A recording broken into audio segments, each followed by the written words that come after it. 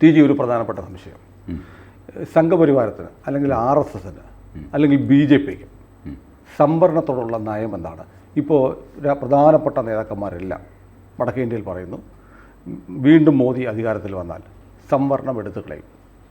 ഇപ്പോൾ കഴിഞ്ഞ ദിവസം ചാനൽ ചർച്ചയിൽ കോൺഗ്രസിൻ്റെ ആളുകൾ ചോദിക്കുന്നുണ്ട്, എന്താണ് RSSൻ്റെ സംവരണ നയം? RSS സംവരണ വിരുദ്ധരാണ്. RSSന് അതിൽ നയത്തിൻ്റെ ആവശ്യം എന്താ? RSS അങ്ങനെ ഈ പൊളിറ്റിക്കൽ അല്ലെങ്കിൽ സോഷ്യൽ ഇഷ്യൂസിൽ വന്നും പോയി നിൽക്കുന്ന ഇഷ്യൂസിലൊന്നും കയറി നയമെടുക്കാറൊന്നുമില്ല. അത് അഡ്മിനിസ്ട്രേഷൻ്റെ ഒരു പാർട്ടാണ്. BJPക്ക് അതാവാം, RSSന് എന്താ? RSSൻ്റെ വൈദ്യുതി നയം എന്താ? വൈദ്യുതി നയം RSS BJP റോഡ് നയം എന്താ? RSS BJPയെ നിയന്ത്രിക്കുന്നത് ഈ സൂര്യൻ ഭൂമിയെ നിയന്ത്രിക്കുന്ന പോലെയാണ്. സംഘപരിവാർ എന്ന് പറയുന്നത് RSS എന്ന സൂര്യനും അതിന് ചുറ്റും നിശ്ചിത അകലത്തിൽ അന്യോന്യം കൂട്ടിമുട്ടാതെ കറങ്ങുന്ന ഉപഗ്രഹങ്ങളും ചേർന്നതാണ്. ഒരു ഉദാഹരണം, കൃത്യമൊന്നും അല്ല അത്, എന്നാലും പെട്ടെന്ന് മനസ്സിലാകാൻ വേണ്ടി ഞാൻ പറഞ്ഞു. അപ്പോൾ RSSനെ സംബന്ധിച്ചിടത്തോളം ഇവർക്കൊക്കെ ഊർജം കൊടുക്കുക എന്നുള്ളതല്ലാതെ അവർ തന്നെത്താൻ കറങ്ങുക, അത് എത്ര ഡിഗ്രിയിൽ കറങ്ങണം, എന്ത് ചെയ്യണം എന്നൊക്കെ അവർ സ്വയം തീരുമാനിക്കുക. ആകെ ഇതേ ഉള്ളൂ, അവർ തമ്മിലിടിക്കരുത്. ആകർഷണം വികർഷണം കൃത്യമായിട്ടിരിക്കണം, സ്വന്തം ഓർബിറ്റിൽ പോകണം, അതിൻ്റെ ചെരിവ് നിങ്ങൾക്ക് തീരുമാനിക്കാം. But ensure that you don't collide each other and you take energy from the sun. അപ്പോൾ യൂണിവേഴ്സിൽ ഇത് ഓട്ടോമാറ്റിക്കലി സംഭവിക്കുന്നു. RSSൽ ഇത് മനഃപൂർവ്വം ചെയ്യേണ്ടി വരുന്നു. മനുഷ്യരല്ലേ, സൂര്യനും ഗ്രഹങ്ങളും ഒന്നും അല്ലല്ലോ, പ്രപഞ്ച നിയമവും അല്ലല്ലോ. അപ്പോൾ ഇതിൽ കവിഞ്ഞിട്ട് ഇതിൽ സംവരണത്തിൽ നിലപാടെടുക്കുക, എനിക്ക് തോന്നുന്നത് സംവരണത്തിൽ ഒരു രാഷ്ട്രീയ പാർട്ടിക്കും നിലപാടെടുക്കാൻ പറ്റില്ല.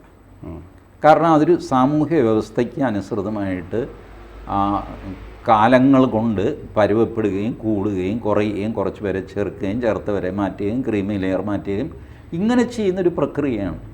അതിൽ നയം പ്രഖ്യാപിക്കുന്നത് എങ്ങനെയാണ്? ഈ നയം പ്രഖ്യാപിക്കണം എന്നൊക്കെയുള്ളത് കമ്മ്യൂണിസ്റ്റുകാരുടെ വാക്ക് ഓർക്കാതെ RSSകാർ വരെ ഉപയോഗിക്കുന്നതാണ്. നയം സ്വീകരിക്കുക, സമീപനം സ്വീകരിക്കുക, ഇങ്ങനെയൊക്കെയുള്ള വാക്കുകൾ എനിക്ക് പലപ്പോഴും അശ്ലീലമായിട്ടാണ് തോന്നുന്നത്. നിഷേധാത്മക നയം സ്വീകരിക്കുക, സ്വാഗതം ചെയ്യുന്ന സമീപനം സ്വീകരിക്കുക, വെറുതെ ഈ വളച്ചു കിട്ടുന്നത് കാര്യം അത് ചെയ്യുന്നില്ല. ഇതും ആയിക്കോട്ടെ, അത് അവരുടെ ഒരു രാഷ്ട്രീയ തന്ത്രമാവാം. ഏതായാലും RSSന് ഇതുപോലത്തെ കാര്യങ്ങളിൽ നയം, നിലപാട് ഇതൊന്നും എടുക്കേണ്ട ആവശ്യമില്ല. അങ്ങനെ എടുക്കേണ്ട സംഘടനയല്ല അത്. അതൊരു സാംസ്കാരിക സംഘടനയല്ലേ.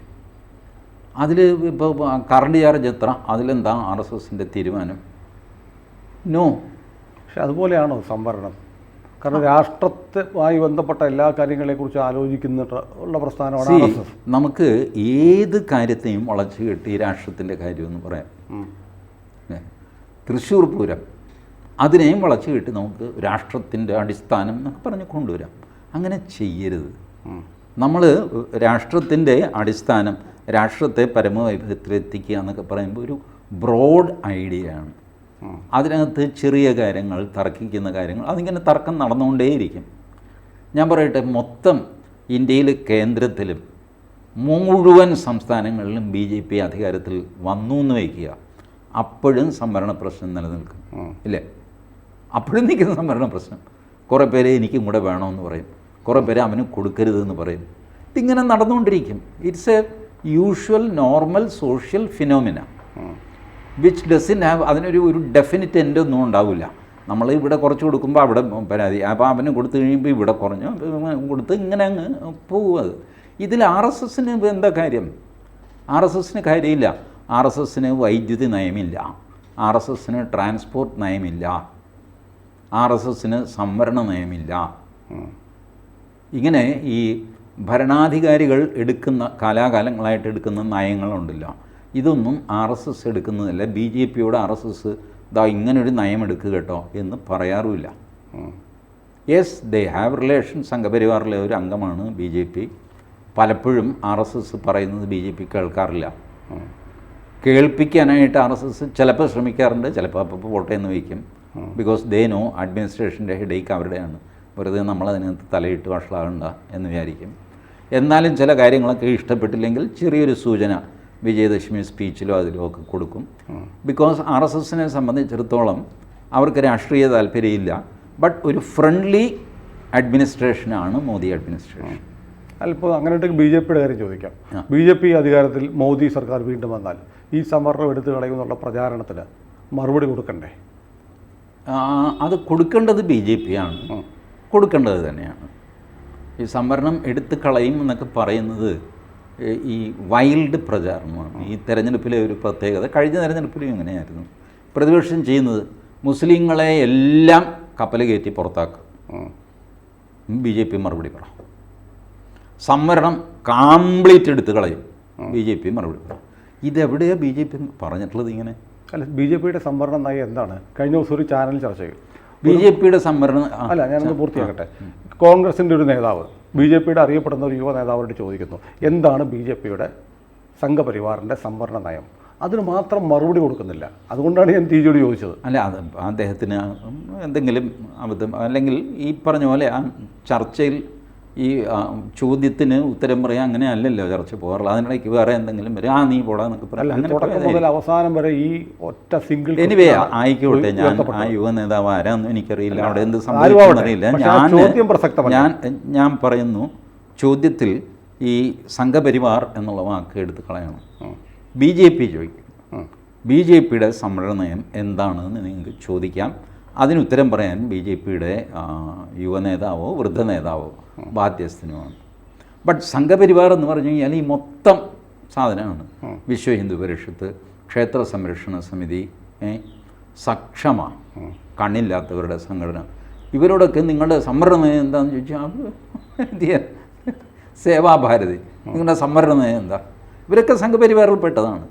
അപ്പോൾ അങ്ങനെ സംഘപരിവാറിൻ്റെ സംവരണ നയം എന്ന് പറയരുത്.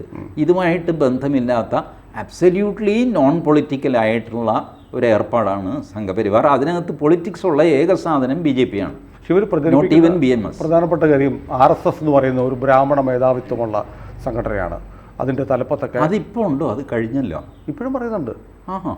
അത് ഇത് പൊട്ടനാണ്.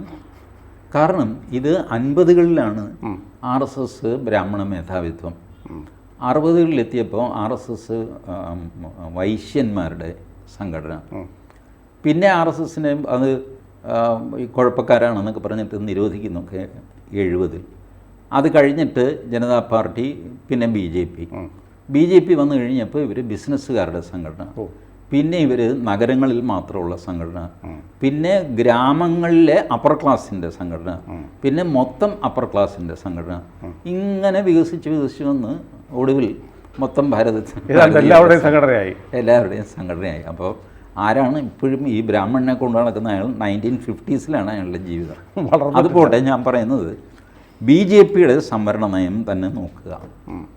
നയമില്ലാത്തതാണ് സംവരണത്തിൻ്റെ നയം. ഏത് പാർട്ടിക്കാണ് സംവരണ നയം ഉള്ളത്? You cannot have a constant policy about reservations. അതിലെപ്പോഴും അഡ്ജസ്റ്റ്മെൻറ്റ്സ് വേണ്ടി വരും. നിങ്ങൾ കൂടുതൽ അന്വേഷിച്ച് പോയി കഴിയുമ്പോൾ കുറച്ച് പേർ കൂടെ സംവരണം കൊടുക്കണം. അതിനിടയ്ക്ക് സുപ്രീം കോടതിയുടെ വിധി വരും, ഹൈക്കോടതിയുടെ ഒരു എക്സംഷൻ വരും. It's an ongoing process. So സംവരണം ഇത്ര വെച്ച് കൊടുത്തു, എല്ലാവരും ഹാപ്പിയല്ലേ? ഹാപ്പി. അപ്പോൾ ഇനി സംവരണ പ്രശ്നം കഴിഞ്ഞു. ഇങ്ങനെ ഒരു മൊമെൻറ്റ് നിങ്ങൾക്ക് ഉണ്ടാവില്ല, ഒരിക്കലും ഉണ്ടാവില്ല. Continuously it will be changing. So not only BJP, every party has to change their reservation policy in between. Manipulate the policy, change the policy, add something to the policy, then another court case will come, court judgment will come, then change it accordingly. ഇങ്ങനെയാണത് പോകുന്നത്. മണ്ഡൽ കമ്മീഷൻ്റെ സംവരണം വന്നു. മണ്ഡൽ കമ്മീഷനിൽ തന്നെ എത്ര തവണ supreme കോടതി ഇടപെട്ടു. ക്രീമി ലെയർ എന്നുള്ള വാക്ക് നമ്മൾ ആദ്യമായിട്ട് കേൾക്കുന്നത് സുപ്രീം കോടതിയിൽ നിന്നാണ്, ഇല്ലേ? ക്രീമി ലെയർ നടപ്പിൽ വന്നു. അപ്പോൾ ഇങ്ങനെ മാറിക്കൊണ്ടേയിരിക്കുകയാണ്. നമുക്ക് ഇഷ്ടപ്പെട്ടാലും ഇഷ്ടപ്പെട്ടില്ലെങ്കിലും സംവരണം മാറിക്കൊണ്ടേയിരിക്കുക. അതിൻ്റെ ആവശ്യങ്ങൾ മാറും. അത് വേണ്ട ആൾക്കാരുടെ എണ്ണം കൂടി വരും. ചിലരത് വേണ്ടാന്ന് വയ്ക്കും. കാരണം ഇവിടെ സംവരണ ജാതിയിൽ പെടുത്തി കഴിഞ്ഞാൽ അവിടെ വേറെ എന്തെങ്കിലും നഷ്ടപ്പെടുന്നുണ്ടെങ്കിലോ അതുകൊണ്ട് ഇവർ സംവരണം വേണ്ടാന്ന് വെച്ചാൽ അപ്പുറത്തേക്ക് പോകും. ഇതൊക്കെ സംഭവിക്കും. ഞാൻ കേരളത്തിലെ പ്രമുഖനായ ഒരു സന്യാസി ഒരു ചോദ്യം ചോദിച്ചിരുന്നു. ഈ മണ്ഡൽ കമ്മീഷൻ വന്നു കഴിഞ്ഞപ്പോൾ അദ്ദേഹം ശിഷ്യന്മാരോട് ചോദിച്ചു, എത്ര ശതമാനമാണ് സംവരണം? 27%. ശരി, എത്രയുണ്ട് സർക്കാർ ജോലികൾ? സർക്കാർ ജോലി സത്യം പറഞ്ഞു കഴിഞ്ഞാൽ വട്ടപൂജ്യമാണ്. 0-ൻ്റെ 27% എത്രയാ? 0. പിന്നെ എന്തിനാടാ ഈ വഴക്ക്? എന്തിന് വഴക്ക്? There are very limited jobs. Out of which 27% എന്നൊക്കെ പറഞ്ഞ് സുനിൽ യുദ്ധം ചെയ്ത് കിട്ടി. അതിനകത്തുനിന്ന് 10% ഞാൻ വാങ്ങി. 10% എന്ന് പറഞ്ഞു കഴിഞ്ഞാൽ ആകെ 5 ജോലിയുണ്ട്. അതെല്ലാവർക്കും വീതം വെച്ച് കഴിയുമ്പോൾ സുനിലിൻ്റെ വരുന്നത് 0.25 ആണ്. സുനിലിനെ കാൽ കഷ്ണമായിട്ട് വെട്ടിയെടുത്ത് ജോലി കൊടുക്കാൻ പറ്റുമോ? അതിൻ്റെ 10%. ഇതാണ് ഈ നടക്കുന്ന സംഗതി. ബട്ട് സ്റ്റിൽ ഇറ്റ്സ് കത്തുന്ന ഒരു തീ പിടിക്കുന്ന വിഷയമാണ്. പലപ്പോഴും സംവരണത്തിൽ എനിക്ക് ജോലി കിട്ടുന്നുണ്ടോ എന്നുള്ളതല്ല, എൻ്റെ ജാതിക്ക് സംവരണം കിട്ടി എന്നുള്ള സംതൃപ്തിയാണ് എനിക്ക് ആവശ്യം. പ്രാക്ടിക്കലി ചിലപ്പോൾ ഒന്നും കിട്ടുന്നുണ്ടാവില്ല, ബട്ട് ഐ വാസ് അക്സെപ്റ്റഡ്. ഇതാണ്. Therefore it has to be dynamic, changing, ever changing. അതുകൊണ്ട് ഇനി ഏതെങ്കിലും BJP നേതാവ് BJPക്ക് ഒരു സംവരണ നയമുണ്ടെന്ന് ചോദിച്ചാൽ എത്ര മണിക്കൂർ നേരത്തേക്കാണ് എന്നും കൂടെ ചോദിക്കണം. നയമുണ്ടാവാം, എത്ര ദിവസത്തേക്കാണ് അല്ലെങ്കിൽ എത്ര മണിക്കൂർ നേരത്തേക്കാണ് ചോദിക്കണം. അത്രയധികം അത് മാറും. അത് അവരുടെ കുറ്റമല്ല. കോടതി വിധി വരും, ജനങ്ങളുടെ സമരം വരും, പല രീതിയിലുള്ള സ്റ്റഡി റിപ്പോർട്ട് വരും, പല താല്പര്യങ്ങൾ കിടന്ന് കളിക്കും. അപ്പോൾ മാറേണ്ടി വരും. മാറുന്ന തെറ്റില്ലല്ലോ. അനാദികാലത്തേക്ക് ഒരു നയം സംവരണത്തിലില്ല. ഇല്ല, അത് സാധ്യവുമല്ല, അതിൻ്റെ ആവശ്യവുമില്ല. അല്ല, സംവരണം പോലും അനന്തമായൊരു പ്രക്രിയയല്ല, ഒരു താൽക്കാലിക സംവിധാനം മാത്രമാണ്. ശ്വാസോച്ഛ്വാസത്തിനൊരു നയം ഉണ്ടാക്കാൻ പറ്റുമോ നിങ്ങൾക്ക്? അത് നയമൊന്നുമില്ല. എനിക്ക് തോന്നുമ്പോൾ ഞാൻ ശ്വാസം എടുക്കും, ചിലപ്പോൾ ശ്വാസം പിടിക്കും. പ്രാണായാമം ചെയ്യാൻ നേരത്തെ ഞാൻ ഈ മൂക്കിലൂടെ എടുത്ത് ആ മൂക്കിലൂടെ വിടും. സുനിൽ ഇതൊന്നും ചെയ്യാതെ സുഖമായിട്ട് ശ്വസിച്ച് നടക്കും. ഇതുപോലെ ചില കാര്യങ്ങൾക്കൊന്നും you need not have any rule at all. Rule ഇല്ലാത്തതാണ് അതിൻ്റെ റൂൾ. അതാണ് സംവരണം എക്കാലത്തും ഒരു ചർച്ചാ വിഷയമായിരിക്കും. അതങ്ങനെ ആയിരിക്കണമെന്നുള്ളത് പലരുടെയും താല്പര്യവുമാണ്. ആ താല്പര്യവുമുണ്ട്, അത് സ്വാഭാവികവുമാണ്. എവരി വൺ ഫീൽസ് ദാറ്റ് എന്നെ മാറ്റി നിർത്തി. ഇതൊരു ഫീലിംഗ് ആണല്ലോ എല്ലാവരും. എനിക്ക് വേണ്ടത്ര കിട്ടിയില്ല, വേണ്ടത്ര അംഗീകാരം കിട്ടിയില്ല, ഇങ്ങനെ ഒരു തോന്നൽ പ്രാഥമികമായ ഒരു വികാരമാണ് മനുഷ്യൻ്റെ. അംഗീകാരത്തിന് വേണ്ടിയിട്ടുള്ള, അതാണ് ഞാൻ പറയുന്നത്. ജോലി എത്ര കിട്ടി എന്നുള്ളതല്ല, എനിക്ക് ആ സ്റ്റാറ്റസ് കിട്ടിയോ എന്നുള്ളതാണ് എല്ലാവരുടെയും നോട്ടം. Once you give them the status they are happy. Practically it don't be converted jobs. Count ചെയ്യേണ്ട കാര്യമില്ല. സംവരണ സമുദായമാണ് എന്ന് വന്നു കഴിഞ്ഞാൽ ഞാൻ ഹാപ്പിയായി. എത്ര പേർക്ക് ജോലി കിട്ടി എന്നുള്ള ചോദ്യം വേറെ. അപ്പോൾ ഇതുപോലെ ഒരുപാട് ഈ അസംതൃപ്തികൾ സംവരണം കൊടുക്കുന്നതിലൂടെ ഇല്ലാതാവുന്നു. അപ്പോൾ വേറൊരു സ്ഥലത്ത് അസംതൃപ്തി തുടങ്ങും. സോ എല്ലാം ശുഭമായിട്ട് സ്റ്റാൻഡ് സ്റ്റില്ലായിട്ട് നിൽക്കുന്നൊരവസ്ഥ രാഷ്ട്രത്തിലുണ്ടാവില്ല. സോ എവറി പാർട്ടി, ഇനിയിപ്പോൾ ഏതെങ്കിലും ഒരു പാർട്ടി പറയുകയാണെങ്കിൽ ഞങ്ങൾക്കൊരു സംവരണ നയമുണ്ട് എന്ന് പറഞ്ഞു കഴിഞ്ഞാൽ, അതാ ഞാൻ പറഞ്ഞത്, ഉടനെ ചോദിക്കണം എത്ര ദിവസത്തേക്കാണ് ആ നയം. അവർക്ക് മാറ്റേണ്ടി വരും. അത് അവരുടെ കുറ്റമല്ല. പലവിധ ഫോഴ്സസ് കളിക്കുക അവർക്ക് മാറ്റേണ്ടി. ഇപ്പോൾ തന്നെ നമ്മൾ കാണുന്നുണ്ടല്ലോ മഹാരാഷ്ട്രയിൽ മറാത്ത സംവരണം എന്നും പറഞ്ഞ്, ഗുജ്ജർ സംവരണം, എന്തെല്ലാം നടക്കും. ഏതായാലും ഇതൊരു എക്കാലത്തെയും ഒരു രാഷ്ട്രീയ സമസ്യ തന്നെയാണ്, സാമൂഹ്യ സമസ്യ തന്നെയാണ് സംവരണം എന്ന് പറഞ്ഞ്. അതിലേതായാലും RSSന് ഒരു ഫോർമുല നിർദ്ദേശിക്കാനോ ഇതിനോ ഒന്നുമില്ല. RSS ആ ഏരിയയിലില്ല. സർക്കാർ ഉദ്യോഗം ആർക്ക് കൊടുക്കണം എന്ന് തീരുമാനിക്കുന്നൊന്നും RSSൻ്റെ വിഷയമല്ല. സോ സംഘപരിവാറിൽ you can isolate BJP and ask them question, and I hope BJP should answer that we don't have a policy and that is the best policy, or we have a dynamic and changing policy എന്ന ഒരു ഉത്തരം കൊടുക്കണം എന്ന് ഞാൻ ആഗ്രഹിക്കുന്നു. പക്ഷേ കൊടുക്കേണ്ടത് അവരാണ്, ഞാൻ BJPയിൽ ആരുമല്ല. പക്ഷേ സംഘപരിവാറിൽ ബാക്കിയുള്ളവരെ ഉപദ്രവിക്കരുത്.